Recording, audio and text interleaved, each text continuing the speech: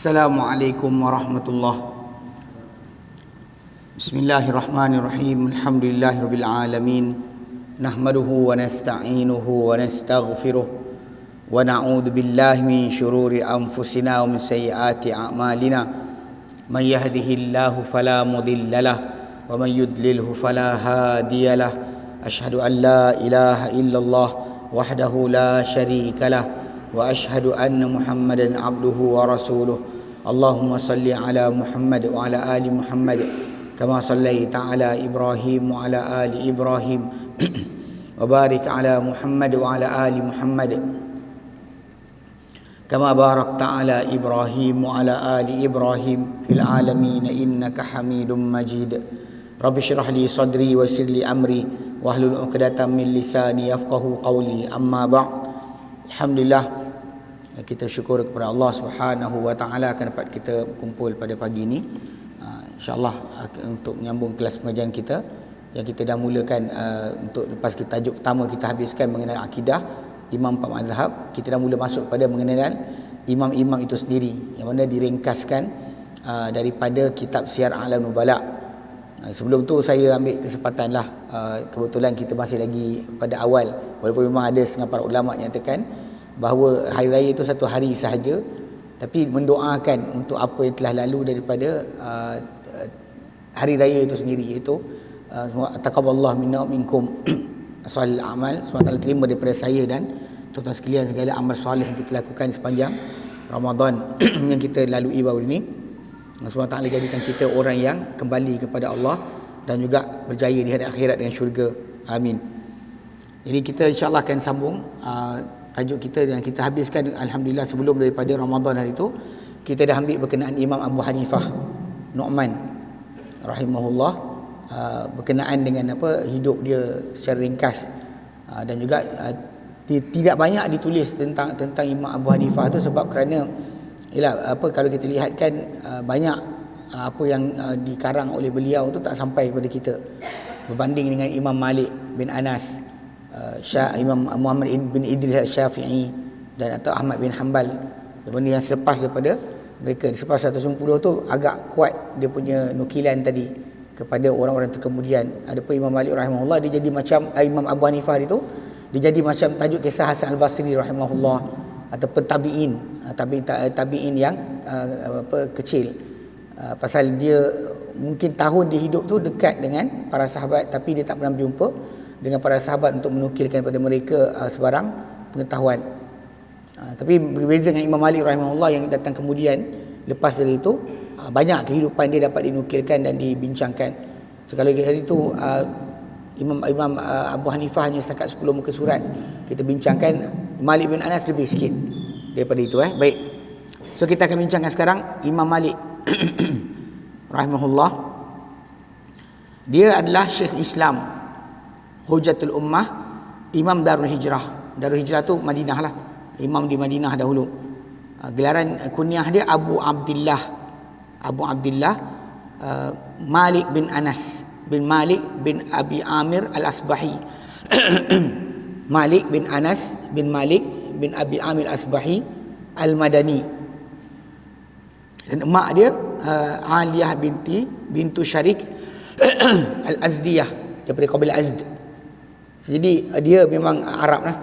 Kalau bila macam kita tengok hari tu Imam Abu Hanifah dia keturunan Parsi.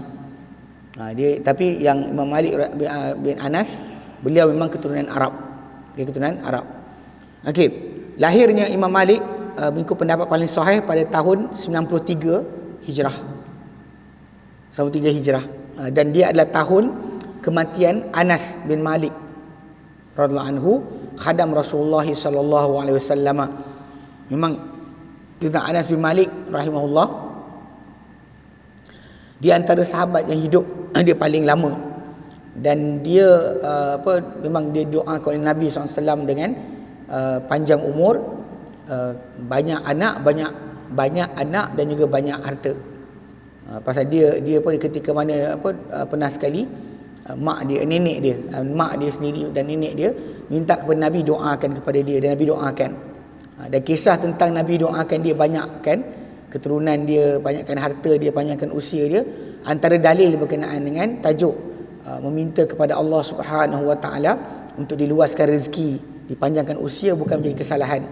Kadang-kadang ada orang dibandingkan kisah Nabi doakan, dia tak bandingkan kisah yang Nabi doakan untuk Anas ni, dia lupa untuk bandingkan dengan tajuk hadis teguran Nabi kepada Ummu Habibah, isteri baginda, yang pernah berdoa, Allahumma ti'ni bi zauji Rasulillah wa bi Abi Sufyan wa bi akhi Muawiyah. Ya, dia kata, ya Allah, kekalkanlah untuk aku suami aku Rasulullah, bapa aku Abu Sufyan, Muawiyah, saudara aku Muawiyah. Maksud dia biar mati sampai ke hujung usia kekal ada. So Nabi tegur dia, Nabi kata, engkau telah meminta kepada rezeki yang telah diagihkan dan juga ajal yang telah ditentukan. Lebih baik engkau doa yang lain. Nabi tegur dia. Para ulama bahaskan kalau dari segi sudut itu dia seolah macam kalau kita minta untuk seorang, untuk diri kita, benda tak ada masalah. Tapi bila kita minta ramai, dia akan jadi masalah sebab setiap orang ada takdir yang berbeza. Takdir berbeza. Sebab tu Nabi SAW tegur Ummu Habibah, isteri baginda, ketika dia berdoa sedemikian. Tapi hadis tentang kisah Anas bin Malik memang jelas bahawa Nabi doakan dia, dan memang dia antara sahabat yang usia dia lanjut, dan memang anak dia ramai. Kalau ikut kepada sejarah, ketika mana berlaku ta'un di Iraq, kematian yang berlaku dengan sebab wabak penyakit tersebut, anak dia mati disebut dalam riwayat kisah 80 orang. 80 orang anak dia mati dalam kisah salah satu ta'un yang berlaku di Iraq. So nak cerita, nak fahamkan sekarang ni, anak dia ramai ya. Mati 80 orang tu masih ada lagi. Itu Anas bin Malik radhiyallahu anhu. Tapi dan tahun dia mati itulah lahirnya Imam Malik bin Anas. Tapi dia tak ada kaitan, dia bukan keturunan yang sama. Dia bukan ada lineage. Bunyi macam Malik bin Anas bin Malik, kita baca Anas bin Malik, kita ingatkan dia sama, tak ada kaitan. Okay, tapi dia kelahiran dia Imam Malik rahimahullah kita bincangkan pagi ni memang serentak ataupun setahun dengan tahun yang sama dengan Anas bin Malik khadam Rasulullah SAW mati. Okay, dan apa dia ni, Imam Malik bin Anas, dia ni membesar dalam lindungan, kemewahan dan juga keindahan. Dia tak macam kalau kita baca kisah Imam Syafi'i rahimahullah, kisah hidup dia, kisah Imam Ahmad bin Hanbal, kisah hidup dia miskin dan sebagainya, berbeza dengan Imam Malik. Macam Abu Hanifah jugalah, keluarga dia berharta. Imam Malik pun macam tu juga, dia keluarga yang berharta, dia bukan daripada keluarga miskin, dia keluarga yang berharta. Ya, yang apa dia punya datuk dia tu, yang Malik bin Abi Amir Al-Asbahi tu antara hijrah kepada Rasulullah SAW. Baik. Okay, dia menuntut ilmu ketika umur usia masih muda. Dalam beberapa belas tahun saja dia dah start belajar agama.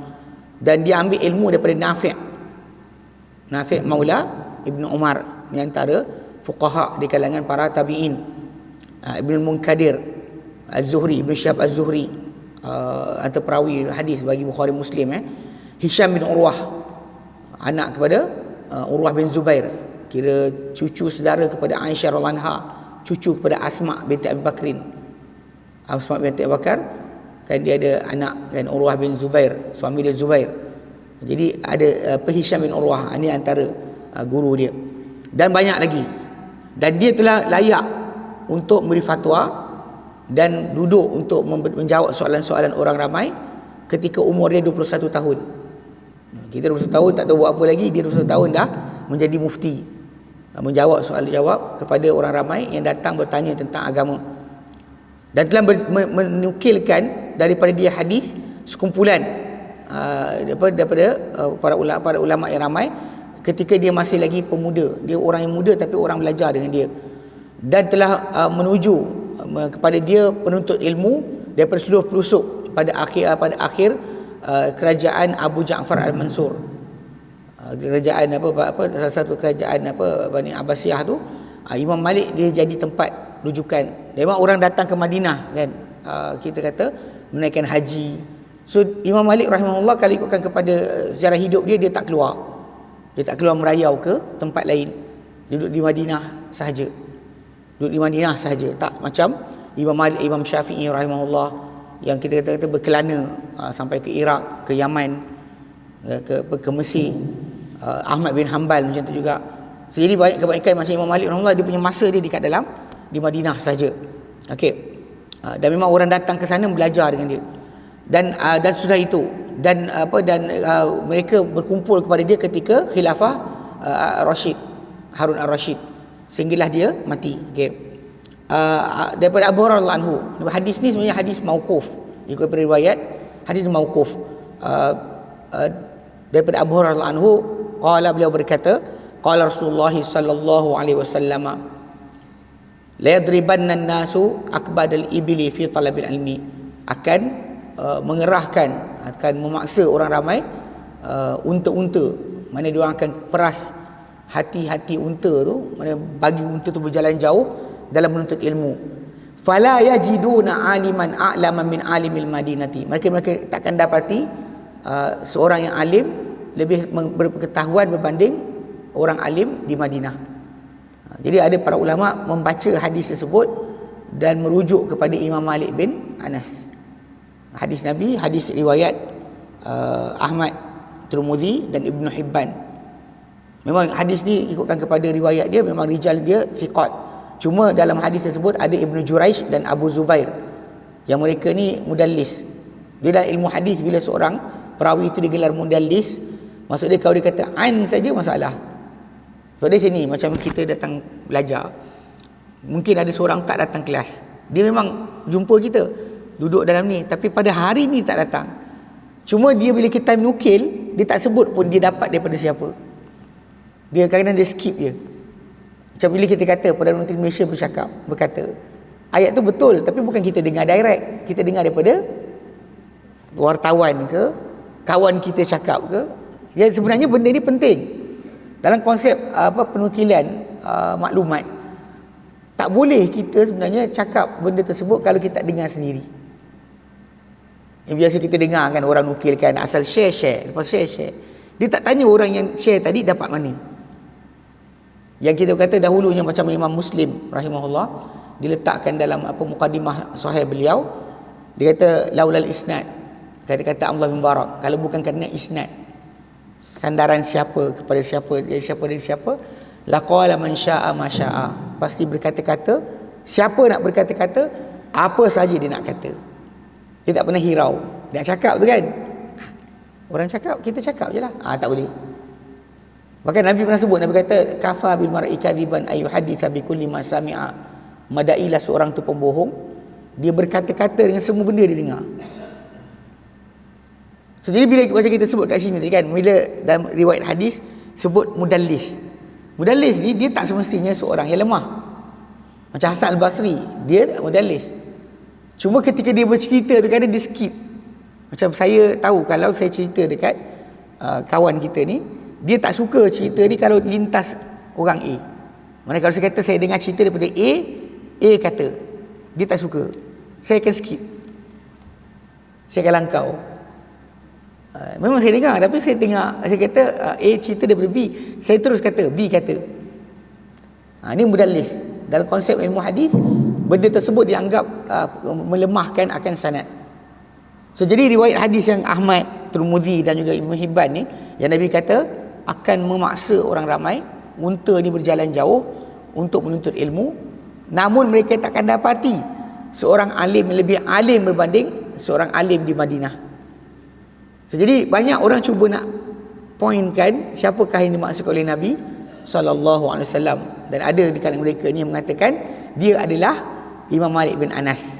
Okey, faham eh? Jadi cuma nak faham kata di sudut masalah cerita tadi, saya kena lari sikit lah untuk bagi tahu macam kaedah kita zaman sekarang ni kan, elakkan berita palsu dan sebagainya. Memang kita sebenarnya bertanggungjawab. Apa kita nukilkan, tak boleh kita kata dah orang cakap, saya cakap lah, tak boleh. Bahkan memang boleh henti banyak perkara yang tak elok dengan kita tak menukilkan, kecuali kita tanya dapat mana. Awak cerita-cerita ni dapat mana. Start dari situ dia akan, orang pun nak cerita pun kita akan stop. Takkan bercerita kecuali kita pastikan sumber cerita kita. Tapi realitinya banyak orang tak kisah. Bahkan kita kata Nabi larang dah, Nabi bagi tahu dah, yang madai seorang tu pembohong, bahawa dia mencerita dengan apa semua dia dengar. Itu realiti yang kita kena jaga sikit. Tapi ala kulli hal, dalam kisah ni, riwayat ni mudallis, ada dua orang, Ibnu Juraish dengan Abu Zubair. Di dalam riwayat ini dia kata an. So, jadi Imam Ahmad bin Hanbal kata hadis ni mauquf kepada Abu Hurairah radhiyallahu anhu. Ya, dihasankan oleh Tirmizi, disahihkan oleh Ibn Hibban hadis ni. Yang Nabi kata orang ramai akan nanti berusaha payah memaksa unta berjalan jauh untuk menuntut ilmu, tapi mereka takkan dapati seorang alim yang lebih alim, lebih pengetahuan berbanding alim di Madinah. Cuma tak sebut siapa. Okey, jadi ada orang kata. Jadi diriwayatkan daripada Sufyan bin Uyainah, antara perawi hadis Bukhari Muslim, bahawa beliau berkata, aku dahulu mengatakan, cakap bila orang tanya siapa ni, aku kata dia adalah Sa'id bin Musayyab. Sa'id bin Musayyab. Sehinggalah aku kata pada zaman kita, pada zamannya, dan hingga aku kata dahulunya pada zaman beliau Sulaiman bin Yasar. Orang tanya lagi, aku kata Sulaiman bin Yasar. Salim bin Abdullah. Ni nama-nama disebut ni adalah di antara fuqaha di kalangan para tabi'in. Dia kena ingat, lepas daripada zaman para sahabat, para tabi'in dia ada orang tokoh-tokoh yang menjadi rujukan dalam agama.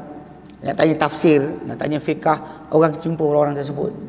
Yang terkenal antaranya disebutlah Sulaiman bin Yasar, Salim bin Abdullah, dan lain-lain. Kemudian dia kata, dulu aku cakap ini, kata Sufyan bin Uyainah, aku cakap Sa'id bin Musayyab. Lepas tu sampai masa tu aku cakap Sulaiman bin Yasar dan Salim bin Abdullah. Kemudian aku mula pada sekarang ni, dia kata, aku berkata ia adalah Malik bin Anas, dan tidak ada lagi seumpamanya di Madinah. Kata Sufyan bin Uyainah, salah seorang perawi Bukhari dan Muslim, dia kata kali kerujukan Imam Malik dah dia maksudkan. Okey. Telah menyebut Abul Mughirah Al-Makhzumi bahawa makna hadis Nabi SAW ni adalah akan berterusan orang-orang Islam menuntut ilmu, namun mereka tak dapati yang lebih tahu tentang ilmu ni berbanding seorang alim di Madinah.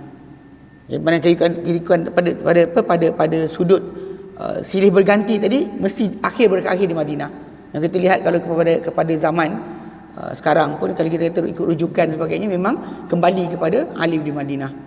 Macam kalau kita tengok zaman sekarang ni, banyak orang melihat kepada tulisan dan juga karya Syekh Abdul Razak Abdul Muhsin Al-Badr, ataupun sebelum dia bapa dia Abdul Muhsin Al-Badr. Mereka ni antara orang yang menjadi rujukan. Masa sekarang ni Sulaiman Ad-Ruhaili. So nama-nama ni semuanya kembali kepada Madinah, tempat di mana datangnya. Memang dalam hadis Nabi SAW sebutkan yang akan kembali Islam itu kepada Madinah, kepada tempat balik pada macam ular balik ke lubang. So dia takkan pergi tempat lain, terbalik kepada Madinah. Jadi di atas ini Sa'id bin Musayyab, kemudian siapa yang menjadi guru-guru pada Imam Malik, kemudian Imam Malik sendiri, kemudian siapa yang menjadi berada pada kedudukan sesudah Imam Malik dengan ilmu macam Imam Malik rahimahullah juga. Berterusan, dia takkan berhenti, akan adanya para ulama yang merujukan untuk agama. So, dia takkan hilang benda ni, walaupun mungkin kadar ilmu tadi tidak serupa. Zaman sekarang ni kita kata rujukan ilmu tu sangat mudah. Tuan-tuan nak telefon siapa saja, seluruh dunia boleh telefon, boleh kontak pakai email, boleh kontak pakai telefon, mesej boleh. Realiti dia zaman sekarang sangat mudah. Kita ada kemuskilan, boleh kontak siapa saja dekat negara kita, negeri kita, boleh minta dengan mufti. Dan kalau tak puas hati, boleh keluar negara, telefon orang lain, boleh dapat jawapan. Berbeza dengan zaman dahulu, orang tu kena musafir, pergi sana jumpa sendiri dengar. Zaman sekarang kita telefon dah boleh dengar. Ini perbezaan ilmu. Tapi zaman kita, walaupun dengan kemudahan sedemikian, masih orang tak nak rujuk juga. Pastikan kesahihan apa ilmu yang mereka dengar. Okay, kata Imam Az-Zahabi, dahulunya alim Madinah ni pada zaman beliau, itu sudah Rasulullah SAW dan dua sahabat baginda, itu Abu Bakar dan Umar. Lepas Rasulullah, Abu Bakar, Umar. Yang menjadi rujukan lepas solat, Zaid bin Thabit, Aisyah, Ibnu Umar. So kita tahu bahawa bila kita lihat, kalau tuan-tuan boleh dapatkan terjemahan kepada kitab A'lam Waqi'in yang Ibnu Qayyim Al-Jauziyah karang tentang tajuk untuk A'lam Waqi'in, memberikan pengetahuan kepada tukang turun hukum. Siapa nak berhukum, dia sepatutnya kena tahu berkenaan dengan salasilah. Apa sebab dia bahkan dia meletakkan hukum ni bagi pihak Allah Subhanahu wa taala. Dia kata ini halal, ini haram atas nama agama. Maka dia kena belajar. Dalam buku tersebut, I'lam Muwaqqi'in ni, Ibnu Qayyim Al-Jauziyah rahimahullah, dia buat susunan mufti-mufti selepas Rasulullah sallallahu alaihi wasallam. Ilmu agama kita belajar ni balik pada siapa sebenarnya?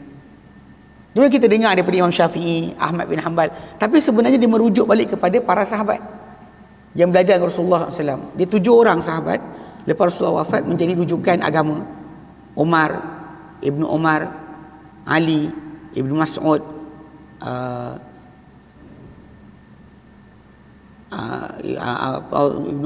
Ibnu Abbas, Zaid bin Thabit, Aisyah.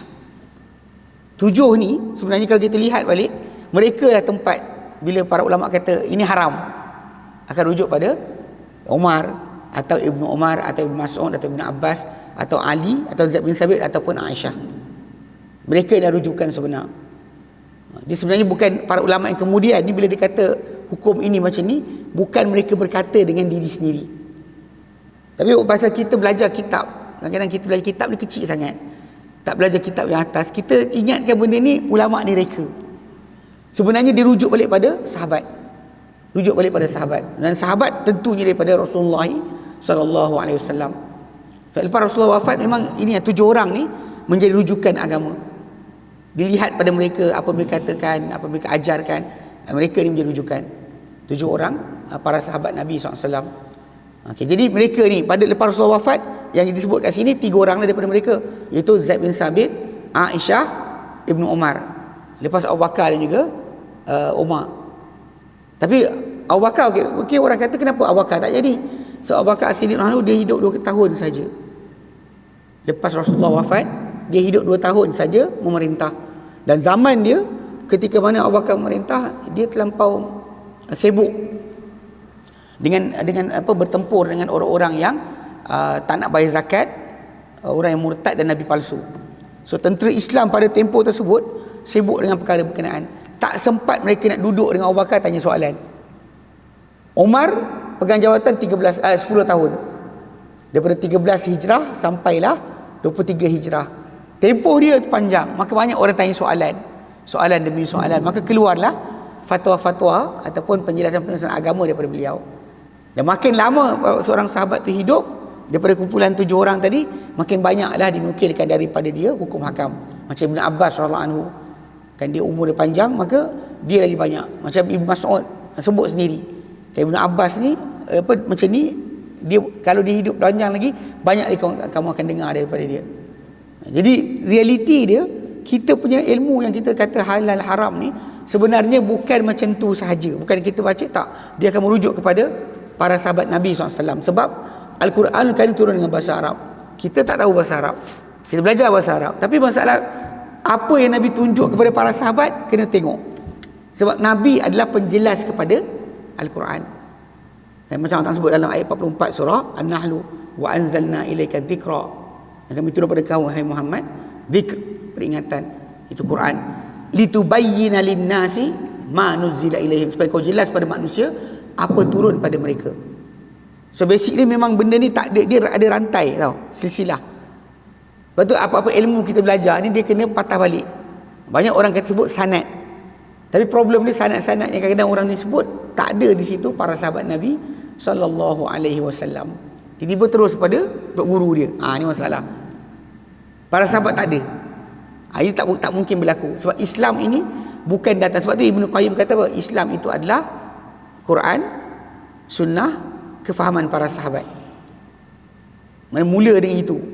Sebelum nak pecah kepada masalah perbahasan panjang-panjang lebar, Quran, sunnah, kefahaman para sahabat. So benda ni yang menjadi rujukan asal pada agama, ya. Kemudian daripada zaman para sahabat, tabi'in, antara Sa'id bin Musayyab, kemudian Az-Zuhri, Ibn Syah Az-Zuhri, kemudian Ubaidillah bin Umar, ya, anak-anak Umar, kemudian Malik. Dia kata ikut silsilah sampailah sekali pada Malik bin Anas, alim Madinah zaman tersebut. Berkata Ibn Uyainah, Sufyan Ibn Uyainah, Malik adalah alim ahli Hijaz. Dia orang berpengetahuan penduduk Hijaz, dan dia adalah hujah pada zaman beliau.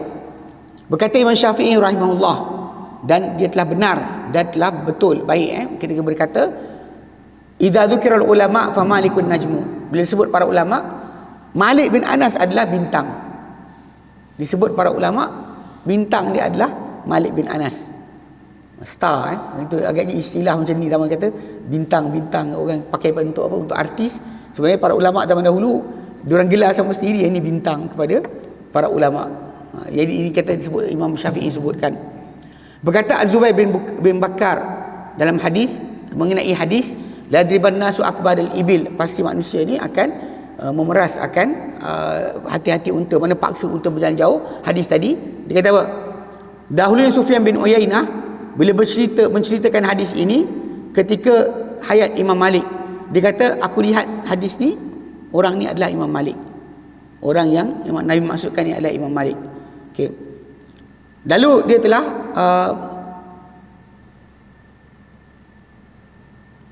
dia kata apa? Kemudian Sufyan bin Uyainah lamalah dia hidup lepas tu. Kemudian dia patah balik daripada pendapat berkenaan. Kemudian dia kata apa? Aku lihat dia adalah Abdullah bin Abdul Aziz Al-Umari Az-Zahid. Okey, Abdullah bin Abdul Aziz Al-Umari, dia ni adalah cucu 1 2 3 cicit kepada Umar bin Khattab. Dia nama dia Abdullah bin Abdul Aziz bin Abdullah bin Umar. Nah, yang dia ni seorang zuhud, yang dia lahir di Madinah tahun 98, mati 184.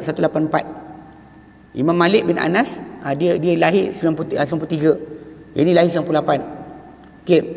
Berkata Abdullah, kenapa tajuk Abdullah bin Abdul Aziz keturunan Umar ni disebut? Sebab dia ada perbualan dia dengan Imam Malik rahimahullah.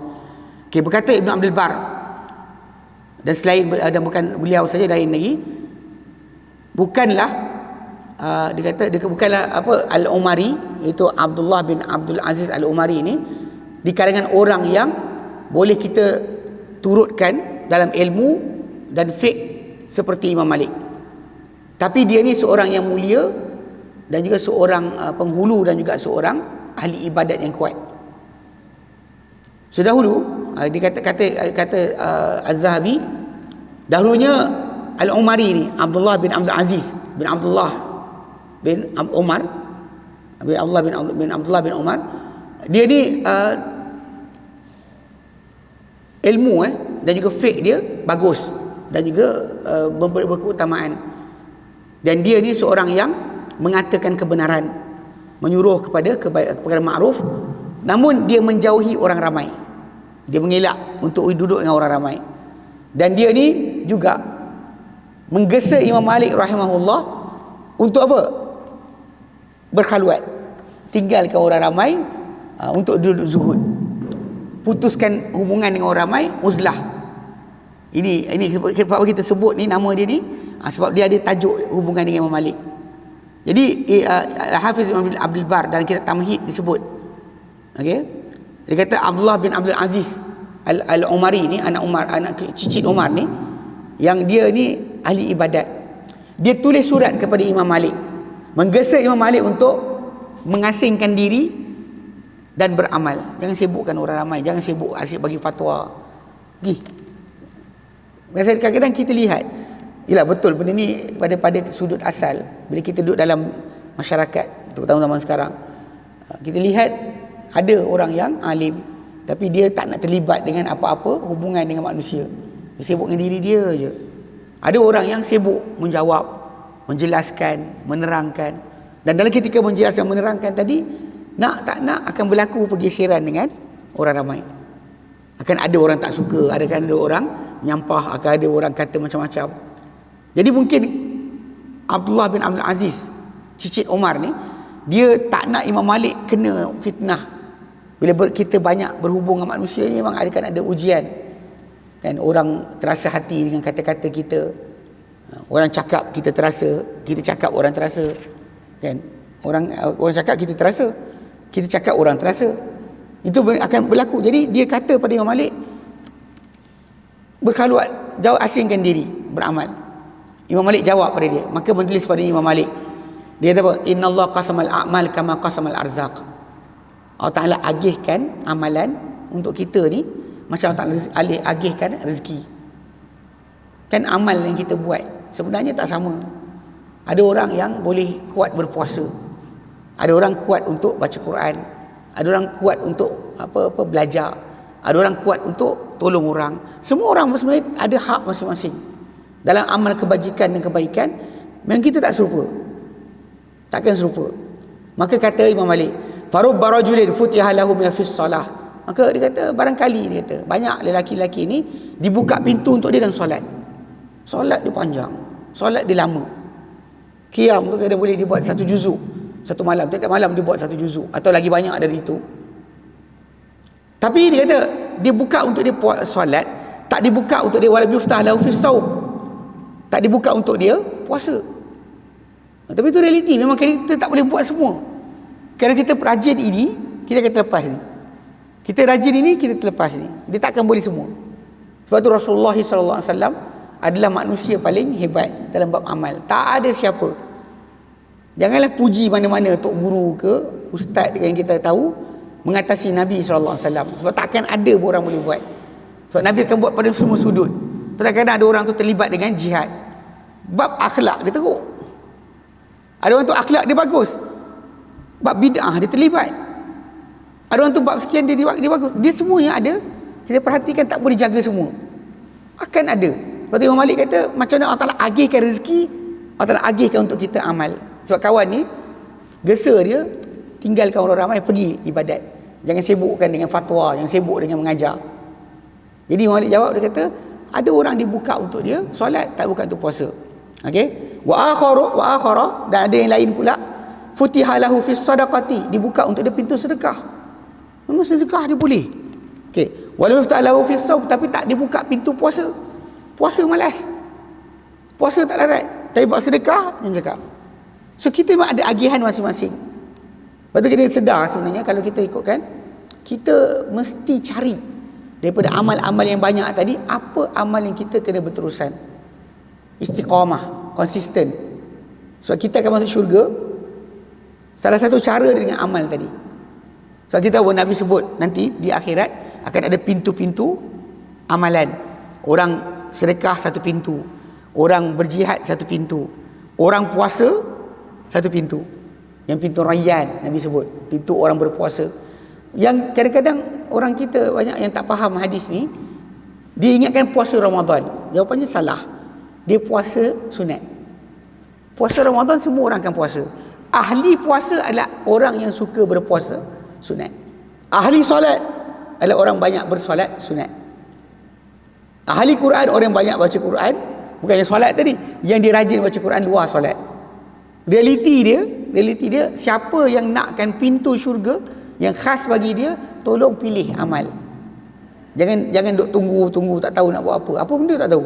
Kita kena pilih satu benda. Lepas tu dia kata kat sini, orang tu buka sedekah mungkin, tapi tak mungkin pada puasa. Wa akharu, dan yang lain wa akhara futiha lahu fi jihad. Ada yang dibuka untuk jihad. Dia belajar tak ni, tapi bab jihad dia kuat. Jadi kata Imam Malik, fa nashrul ilmi min afdali a'malil bir. Maka dia kata menyebarkan ilmu adalah sebaik-baik di antara seafdal amalan kebaikan. Sebab kita tahu bahawa tanpa penyebaran ilmu orang takkan faham, dan tanpa faham orang takkan beramal. Dan kalau orang itu beramal tanpa ilmu, dia akan salah. Dia boleh silap. Okay, dia boleh silap, dia boleh salah. Sebab tu bila kita kata bila orang tersebut belajar tu, antara jihad yang paling afdal belajar. Jadi Imam Malik kata menyebarkan ilmu ni di antara amalan paling kebaikan paling afdal. Wa qad raditu bima futiha li fihi, dan aku telah redha, aku telah pasrah dengan apa dibukakan untukku padanya. Mana aku lihat, inilah benda yang aku nak buat. Wa ma azunnuhu ma ana fihi biduni ma anta fihi, dan aku tak rasakan keadaan aku berada padanya menuntut ilmu ni, mengajarkan ilmu ni rendah berbanding apa engkau berada padanya. Zuhud, tak nak campur orang, asyik ibadat, jaga lisan, tak nak berjumpa orang, tak nak kan bercakap, takut nanti terkena cakap tadi menyakiti orang. Tapi aku tak rasa pun apa yang aku berada padanya itu menyebarkan ilmu rendah banding kepada apa kau berada padanya. Wa arju an yakuna kilana ala khairin wa birrin. Aku harap kedua-dua kita berada pada kebaikan dan juga keelokan. Tu nama betul nak ceritakan Imam Malik jawab balik. Orang yang cicit Umar. Okay. Cicit Umar Abdullah bin Abdul Aziz bin Abdullah bin Umar. Dan dia ni ada idea tadilah mengasingkan diri. Sebab tu memang kita kata dari sudut asal yang kita tak mungkin berlaku adalah ilmu Islam ini duduk pada diri kita dan duduk di masjid. Bahkan dia sebenarnya berada dalam kehidupan kita, dalam bab perkahwinan, jual beli kita, kan, kehidupan berjiran kita. Semua sekali benda tersebut akan terlibat dengan umat manusia. Islam ni bukan agama yang terkongkong pada satu kawasan saja. Bukan dalam masjid, bukan dalam kuliah. Dia akan berterusan hidup kita. Tak ada terasing agama daripada kehidupan kita. Dalam kehidupan kita mentadbir, mengurus. Ya, mentadbir, mengurus, berpolitik ke, semua sekali agama ni terlibat. Tak pernah diasingkan. Cuba sudut asal tadi kita kata macam itulah.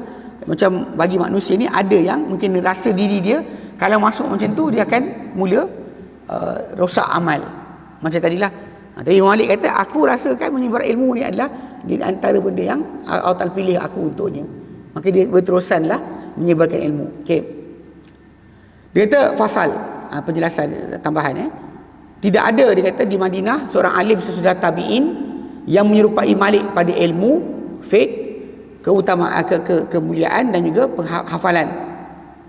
Okey, dan dahulunya berada padanya para sahabat. Yang dahulunya sesudah para sahabat seperti Sa'id bin Musayyab, okay, ataupun fuqaha sab'ah. Fuqaha yang 7 ni Qasim bin Muhammad bin Bakrin, Salim Maula Ibn Umar, Ikrimah, Nafi' dan siapa di baris mereka. Mereka ni orang-orang yang rujukan agama sebenarnya. Kan lepas para sahabat, tabi'in. Lepas tabi'in, tabi'in. Itu sebenarnya ilmu macam tu. Cuma bila kita berhenti belajar, merujuk balik kepada asal usul pendapat, timbullah mazhab. Mazhab tu timbul sebab kita malas nak tahu. Katakan Imam Syafi'i kata ini halal. Kita kata Imam Syafi'i kata sebab apa? Tak nak tahu. Cakap dah dengar, udahlah. Saya ingat beberapa tahun dululah, dalam mungkin ketika saya masih belajar di Yaman. Zaman tu saya pernah terlibat dalam Yahoo Chat, mengajar dalam Yahoo Chat. So bila dia orang tanya soalan, saya punya kaedah atau cara, saya akan sebut hadis dan juga Quran yang berkait dengan tajuk tersebut. Dan ketika saya baca hadis, saya bagi tahu hukum tu berdasar hadis, ada seorang tu dia tanya soalan, dia kata, ustaz, dia kata, tak payahlah, dia kata, terangkan Quran sunnah ni. Bagi tahu boleh tak boleh je. Saya tak tahu, tak nak tahu. Saya tak nak tahu kenapa boleh, kenapa tak boleh. Cerita je kat saya boleh tak boleh je. Saya nak tahu hukum je. Kita bagi tahu dalil sebab dalam masalah kefahaman mungkin kita faham benda yang dia tak faham, ataupun dia faham benda tak faham daripada hadis tadi. Lepas tu Nabi sebut dalam hadis, bagi Nabi kata, nadarallahu mura'an, Allah Ta'ala bahagikan seorang yang sami'a minna syai'a, dengar dari kami satu perkara, fawa'aha, dia tumpukan pendengaran daripada benda yang kami sebut, fahafidhaha, dia hafal, fa'addaha kama sami'aha, dia sampaikan balik sebiji macam mana dia dengar. Kenapa? Sebab Nabi kata farubaha min fiqhin dari sebi faqih. Sebab kadang-kadang banyak orang yang bawa kefahaman dia tak faham pun. Farubaha min fiqhin, yang banyak bawa kefahaman kepada orang yang lebih faham banding dia. So sebab tu kita sebutkan hadis itu supaya dia faham yang dia buat ni salah atau betul, kan, halal atau haram, elok atau tak elok, berdasarkan kepada sabda Nabi SAW atau firman Allah Subhanahu Wa Taala. Tapi masyarakat dia ada perangai tadi, cakap boleh tak boleh je ustaz, dia kata. Dia tak nak dengar kita bagi tahu hukum dia macam mana. So kadang-kadang orang kata macam orang awam untuk apa? Kita nak bagi orang awam patah balik kepada agama berdasar kepada dalil. Sebab kita sebagai manusia boleh salah, boleh betul. Manusia ni tak maksum.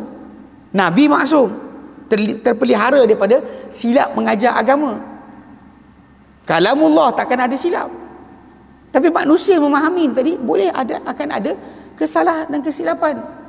Tersasul, terlupa, itu akan terjadi. Tapi bila kita lupakan perkara itu, kita kata macam kadang orang kata macam ustaz ni tak hormat ulama. Kita hormat ulama, dan ulama nombor satu kita lepas Nabi adalah para sahabat. Lepas sahabat, para tabi'in. Lepas tu baru sampai kepada siapa kita kenal zaman sekarang. Tak boleh kita kata macam dah ulama kata boleh. Ini semua ni jenis yang tak nak belajar, tak nak tahu. Dan daripada sinilah sebenarnya munculnya mazhab. Kenapa? Orang tak tahu dah kenapa benda tu halal atau haram. Kenapa daripada firman Allah Ta'ala atau hadis Nabi tak ada. Tak nak tahu. Nak tahu boleh tak boleh je. Boleh tak boleh? Tak, kalau dia tak nak, tak boleh kenapa? Bila kita kata tak boleh pula, alah, asal tak boleh pula. Kita kata tak boleh, benda ni tak boleh, tapi ada ustaz kata boleh. Adik, alamak, macam mana agama macam ni? Saya ingat sekali tu, waktu tu Yusof Estes, dia datang daripada US. Waktu tu Yayasan Taklim buat dia punya speech dekat Masjid Wilayah. Dalam antara soalan yang datang daripada audience, daripada orang ramai, adalah tanya tentang yoga, beramal dengan yoga. Zaman tu keluar dah fatwa. Sebab yoga ni sendiri, kalau ikutkan pergerakan senaman tu, sebenarnya orang belajar silat pun buat. Daripada kecil belajar silat kan, dia tu regang kaki lah, sebiji macam yoga. Tapi tok guru kita tak pernah kata pun ini untuk apa sebagainya. Tapi bila orang tu pergi pusat-pusat yang buat senaman yoga ni khas, siap ada mentera dia. Dia kena buat macam tu, pejam mata, tolak lidah ke atas, dan buat jari macam mana entah. Dia kena buat macam tu baru jadi macam mana yang dia nak. Dah masuk kepada upacara penyembahan Tuhan matahari. Yoga tu tak boleh lah. Keluar fatwa kan tak boleh. Tiba-tiba soalan datang kepada Yusuf Estes, apa hukum yoga? Dia kata apa? Korang punya mufti cakap apa? Dia tanya tu. Kalau mufti korang dah kata satu perkara, yang korang tanya aku buat apa? Dia kata ini perangai yang tak elok. Suka window shopping fatwa. Jumpa orang A tanya soalan tak sedap, jumpa B pula. Jumpa B, sampai dapat kata boleh. Ada ustaz kata boleh. Ini faham tak? Sebab tu mazhab tu timbul. Kalau ikut kepada sudut asal, saya ulang balik, Imam Malik bin Anas sendiri, dia bukan keluar daripada dia atas patah balik. Dia kalau kitab-kitab besar, tuan-tuan nak baca hukum-hukum macam ni, boleh tengok contohnya macam kalau fiqh, rujuk contohnya kitab Majmu' Syarah Muhadzab Imam Nawawi, Mughni Ibnu Qudamah Al-Maqdisi. Tuan-tuan akan jumpa bila dia kata benda ni boleh tak boleh, dia akan kata siapa sahabat yang terlibat, siapa tabi'in yang kata macam ni. Kalau dia tak boleh, siapa yang kata tak boleh? Dia bukan kata tak boleh je. Boleh ke tak boleh? Tak boleh. Dia tak ada macam tu. Dia akan kata tak boleh, siapa tabi'in, siapa sahabat yang kata pendapat A. Lepas tu kalau dia kata boleh, siapa para sahabat tabi'in yang kata boleh. Dia akan buat macam tu. Jadi kita kata balik-balik, dia menyelamatkan orang awam daripada taklid buta. Dia tahu bahawa amalan yang dia buat, fahaman yang dia faham, pegangan dia pegang, semua merujuk kepada balik-baliklah sekali kepada para sahabat dan tabi'in. Sebab tu Imam Malik bin Anas kan, dia ni kita kata kedudukan dia ni lepas sahabat, lepas tabi'in, fuqaha 7, dia kata Zaid bin Aslam, kemudian Ibnu Syihab, Abi Zinad, Yahya bin Sa'id, Sufyan bin Sulaim, Rabi'ah bin Abi Abdurrahman, dalam lapisan mereka, dan bila mereka ni dah tak ada semua, ketika itulah munculnya nama Imam Malik. Ketika orang-orang tadi ada, nama Imam Malik tak naik. Orang masih merujuk kepada orang tadi. Bila dah tak ada yang ni, baru orang rujuk pada dia pula. Pasal memang ikut lapisan, itu cara kita beramal. Kita belajar agama macam tu. Selagi ada yang lebih senior, balik pada yang lebih senior. Kemudian barulah pergi pada yang bawah dia. Ini kaedah yang macam sekarang ni memang jadi macam nama terkenal Syekh Sulaiman Ar-Ruhaili. Kalau saya kata patah balik 10 tahun lepas, tuan-tuan tak kenal dia pun. Tapi sekarang ni kita kata lepas daripada ikut lapisan-lapisan, dia punya nama akan naik. Jadi Imam Malik punya nama macam tu. Lepas daripada tabi'in, fuqaha 7 sebagainya, keluar nama dia. Dan nama-nama tadi kita kata macam sebenarnya kalau ikutkan kepada sudut orang yang belajar ilmu akan nampak lah, kenal. Tapi orang yang tak kenal lah. Kita kenal Imam Syafi'i je, bawah lagi. Kita jumpa atas dia ramai lagi yang seumpama beliau, bahkan lebih guru banding beliau. Okey. Dan Ibnu Abi Dhi'bi, Abdul Aziz bin Majishun, Ad-Darawardi, dan juga seumpama yang sebaris dengan mereka. Imam Malik dahulu diutamakan di tengah-tengah mereka secara mutlak, dan yang kita panggil apa, orang akan bergegas datang dan sebagainya untuk berjumpa daripada seluruh pelosok untuk berjumpa dengan beliau rahimahullah. Okey, baik. So kita stop sini, insya-Allah nanti kita akan sambung lagi berkaitan dengan apa, dengan Imam Malik rahimahullah. Tadi panjang sikit. Kita akan nampak, lihatlah, pasal macam saya kata, daripada peluang kita ambil tadi, kita perjelaskan sedikit demi sedikit mazhab timbul macam mana, sejarah para ulama tadi. Sebab kerana kan sebenar sebelum imam 4 mazhab ada atas dia. Kita bayangkan ada atas dia lagi. Imam Abu Hanifah mati tahun 150. Sebelum dia ada ramai lagi. Cuma orang-orang yang atas tadi masih hidup pada zaman nukilan ilmu tadi sentiasa merujuk kepada dalil. Yang bawah-bawah lepas 100 hijrah dah start tak nak tahu dalil. Saya katalah, saya perasan kita sampaikan bagi tahu apa Nabi sabda, apa firman Allah Taala, dalam nak terangkan soalan dia. Dia boleh kata, ustaz saya tak nak dengar lah hadis-hadis ni. Dia ingatkan kita cakap halal haram tu mulut kita. Dan kadang-kadang ada separuh tu dia kata apa? Ustaz Adli kata boleh. Dia bukan kata apa benda tu boleh sebab hadis Nabi tak. Ustaz Adli kata boleh. Jalan, dia langgar semua sekali. Ini paling bahaya sebenarnya. Sebab agama kita dia bukan sedemikian, bukan taklid buta. Allah Taala bagi kita akal untuk kita berfikir, dengar apa yang kita dengar, dan kita fikir, kita akan fikirkan betul-betul, bukan main langgar lajak macam tu. Ini adalah dari kesilapan yang banyak berlaku pada zaman kita sekarang. Ilmu tadi dah tinggal, cuma boleh tak boleh je. Datang mana tak tahu. Kalau kita rujuk balik pada Quran Sunnah, kita akan selesai masalah. Bukan ustaz tu kata, Nabi yang kata. Bukan ustaz tu kata, tapi Allah yang perintahkan. Okay? Faham Baik. Baik, kita berhenti sini. InsyaAllah nanti sambung lagi pada masa yang akan datang. Wallahu a'lam. Wa sallallahu ala Muhammadin wa alihi sallam. Alhamdulillahi rabbil alamin.